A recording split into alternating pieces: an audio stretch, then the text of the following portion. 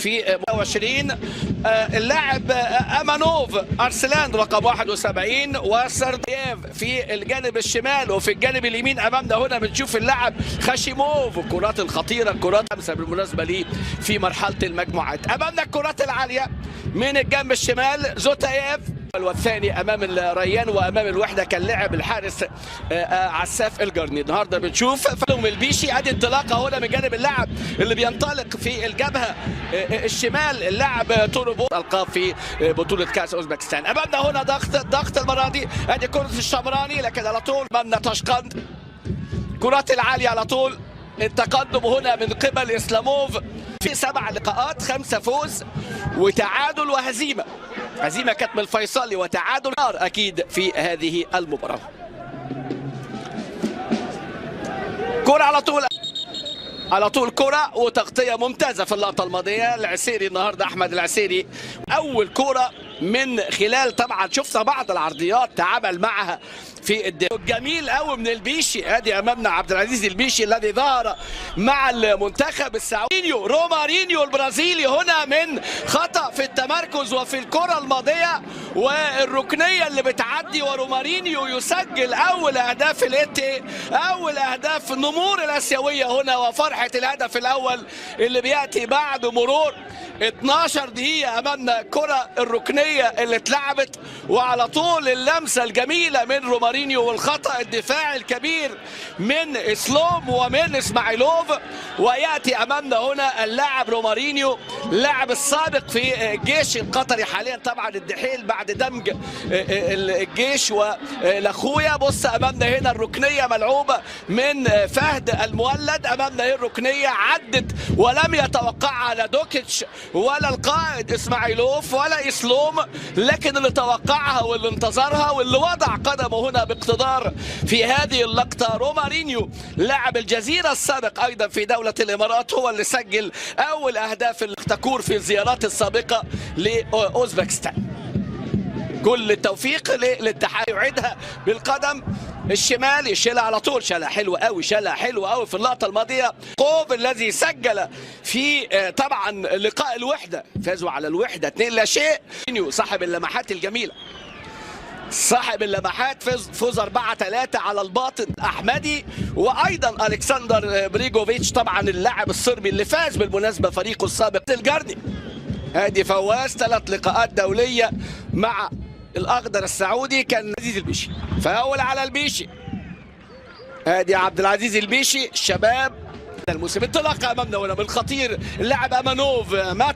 ماتيو جيرمان يشيل على طول. ماتيو جيرمان حاول، ثم اتى بعد ذلك بيليتش والمدرب الكرواتي، وبيليتش طبعا حال اخر في هذا الفريق. كره العاليه خطره جدا، لكن يا سلام عشانها العسيري. وادي كره خطيره في الاول المره دي بقى اليقظه. وادي امامنا اهو ماتيو على القائم الاول. ماتيو يلعب كره بالعرض، فرق السرعات والمهارات، ويلم ويغير اتجاهه ويطلع حارس المرمى ويلعبها، ولكن حارس المرمى ارتد. البيشي استلم متاخر شويه، عنده جزء من البطء شويه. يرجع الى اللاعب اسكندروف. كره العرضيه من خاشيموف وراسيه سهله على الاتحاد في النسخه الحاليه. لعبوا قبل كده امام التعاون في 2017.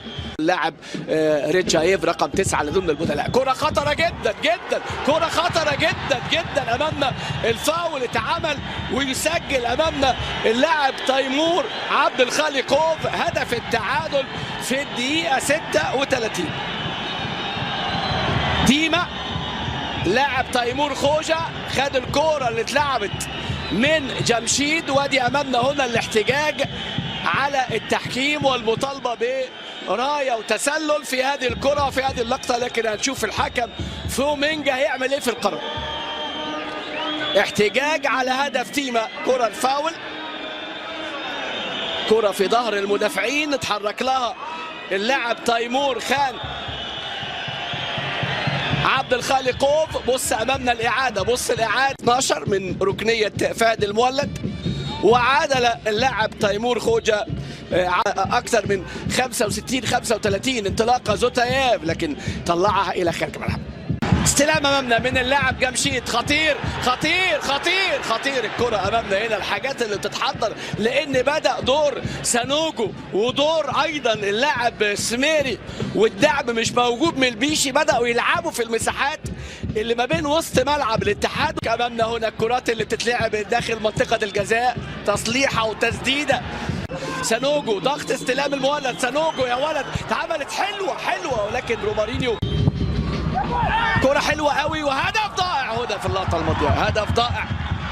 طشقند بالعاصمة الأوزبكية، طشقند بالتعادل 1-1 ما بين لوكوموتيف طشقند الأوزبكي واتحاد جدة السعودي 1-1. نتيجة تحققت بهدف كان عن طريق اللاعب رومارينيو من ركنية النجم فهد المولد، ودي فرصة الشمراني قبل النهاية. ثم عادل اللاعب تيمور خوجة عبد الخالقوف في الدقيقة 36 لينتهي الشوط الأول 1-1. شكرا لكم. أنقل الكلمة السميري وسانوجو والبيشي، ودي كرة خطيرة، هدف ضائع هنا. كرة في الشباك، كرة في الشباك، كرة هدف هنا من فهد المولد. فهد سجل حضور كبير الشوط الأول وأضاع انفراد وفرصة بتضيع في الدقيقة الثانية. كرة على طول من العمار، كرات العالية لكن ده على طول تعود. المرة دي اختراق من جانب ناصر الشمراني، لكن التغطية الدفاعية على طول يشيل خشيموف. كرة بالبيشي، ادي البيشي جاب هدفين حلوين قوي في مرمى فريق نادي الاتفاق. ومرة ثانية يعني واحد من اللاعبين المميزين اللي بنشوفهم بقى في جيل نجم الشمراني، يضغط بشكل مميز وتتفتح السكة والطريق، ولكن فين الكرة؟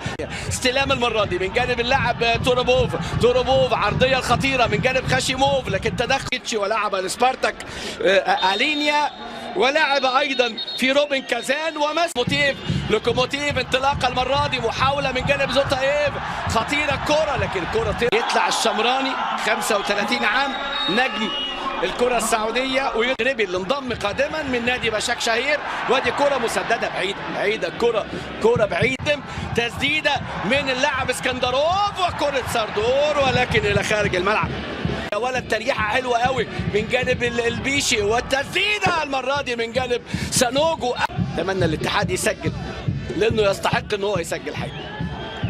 مباراة مواجهة الريال، لكن هذا هو الهدف الضائع، هدف ضائع هنا من جانب اللاعب اللي بيسدد بيشي. وادي التسديده الحلوه من الحارس فواز الجردي في لقاء ارتفع نسقه، وراسيه خطره جدا. خلي بالك الكرات الخطيره اللي سجل منها هدف بنفس الطريقه، ترتد تسديده يا ولد خطيره دي اللي وبعدت امامنا اهو من ماتيو جيرمان وسدت الملعب. يوكيتش، توروبوف يلعب على طول اللاعب توروبوف فريق لوكوموتيف، ومحاوله هنا من البديل جعفروف ولكن اللي خارج.